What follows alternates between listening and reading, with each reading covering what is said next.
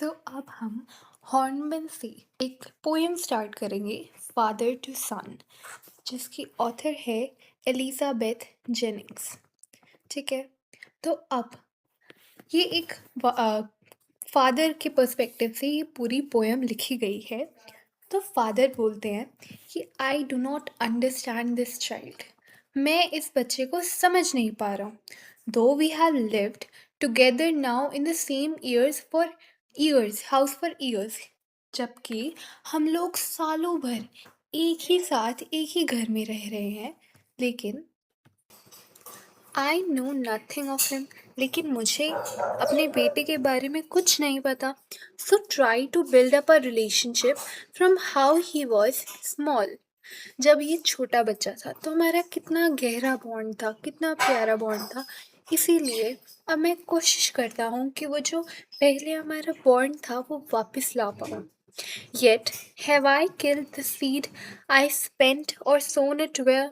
लेकिन क्या मैंने उस बीज को, जो बॉन्ड था, जो प्यार था, क्या मैंने उस बीज को मार दिया? क्या मैंने उसे कहीं खो दिया? क्योंकि अब ये मेरे से बात नहीं करता, शेयर नहीं करता, वो बॉन्ड हमारा रहा नहीं, आर्ग्यूमेंट्स होती हैं। The land is his and none of mine. क्या ये दुनिया, क्या ये हमेशा सिर्फ उसी की है? क्या ये लाइफ सिर्फ उसी की है?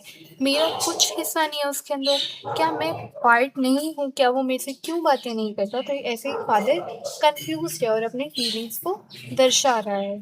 We speak like strangers, there is no sign of understanding in the air. हम लोग बिल्कुल अजनबियों की तरह बात करते हैं हम बाप बेटे, लेकिन बात करते हैं अजनबियों की तरह। There is no sign of understanding. हम लोग समझ ही नहीं पाते हैं एक दूसरे को। वो अपनी बात पे अड़ा रहता है, मैं अपनी बात पे। This child is built to my design, यानी बिल्कुल जैसे जीन्स वगैरह सब, जैसा फादर है बिल्कुल वैसा ही बेटा है दिखने वगैरह में। लेकिन yet what he loves I cannot share। लेकिन जो चीज़ उसे पसंद है ना वो मेरे को बताता है, ना मेरे से शेयर करता है, ना उसे जो ना पसंद है वो बातें शेयर करता है। सिर्फ अपनी ही दुनिया में रहता है। साइलेंस अराउंड अस, सिर्फ शांति होती है हम दोनों के बीच।